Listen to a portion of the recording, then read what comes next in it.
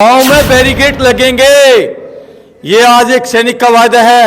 और आज वो वक्त आ चुका है नेताओं का आचरण देख करके, इसलिए जो है वक्त बदलाव का है साहब। और मैं पूरे सैनिक मां भारती के सपूत खड़े हैं, पूरे महाराष्ट्र से लेकर के असम, तमिलनाडु, कर्नाटका, केरला, पूरे देश के अंदर हमारी सरकार फौजियों की सरकार होगी तो किसानों को एमएसपी मिलेगी कि नहीं मिलेगी?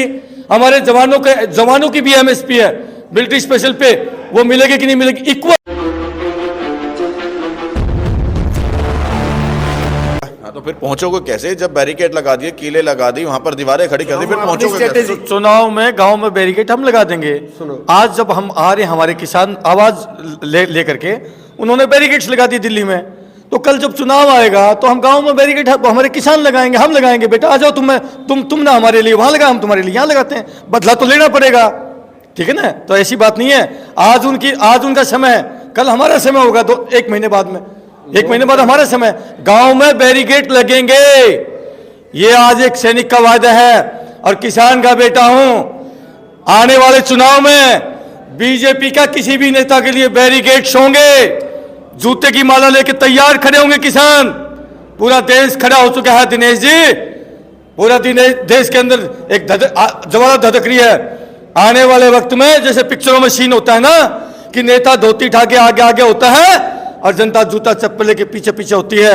बड़े बड़े डायरेक्टर हैं, बड़ी बड़ी आगे की 10-20 साल आगे की सोच करके पिक्चरें बनाते हैं। तो किसी न किसी पिक्चर में देखा होगा, प्यारे सैनिक भाइयों और प्यारे देशवासियों, आज वो वक्त आ चुका है नेताओं का आचरण देख करके, इसलिए जो है वक्त बदलाव का है साहब। और मैं अपने वीर सपूत भाइयों से, फौजी भाइयों से भी अपील करूंगा, साथियों वक्त है, ये पूरे सैनिक मां भारती के सपूत खड़े हैं, पूरे महाराष्ट्र से लेकर के असम, तमिलनाडु, कर्नाटका, केरला, पूरे देश के अंदर सैनिकों ने हुंकार भरी है।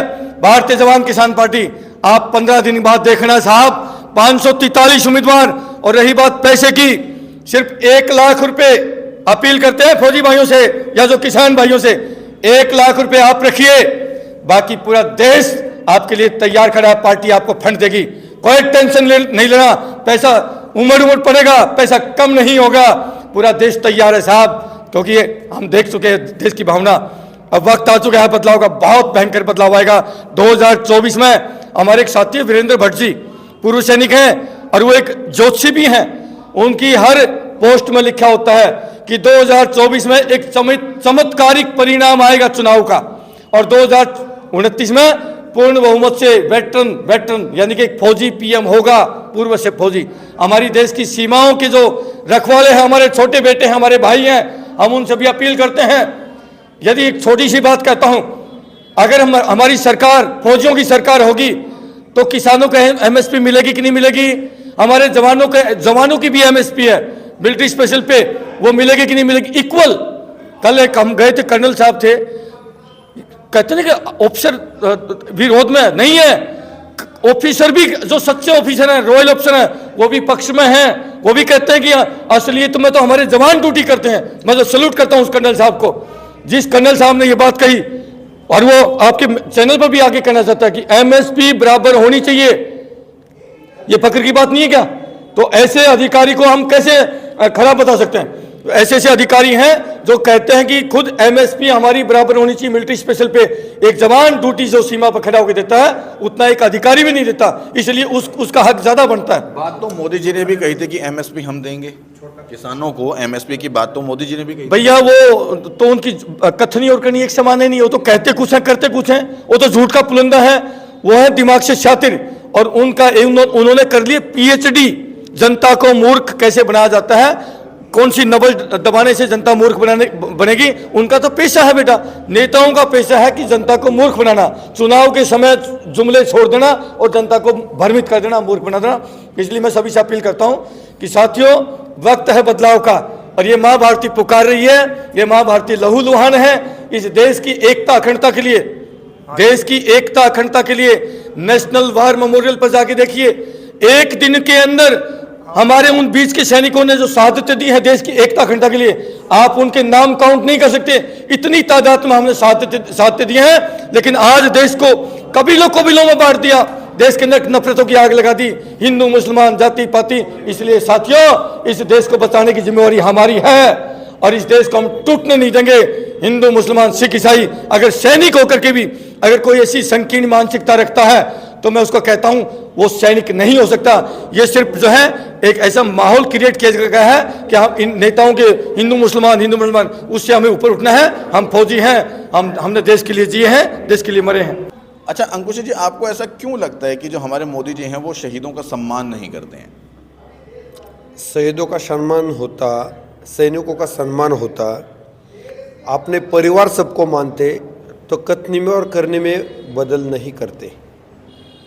कथनी में करने में इनको सिर्फ साल में एक बार दीपावली में सैनिकों के बीच में जाना, उनको मिठाई खिलाना और देश को सिर्फ इतना ही दिखाना है कि मैं सैनिकों को बहुत ज़्यादा प्यार करता हूँ।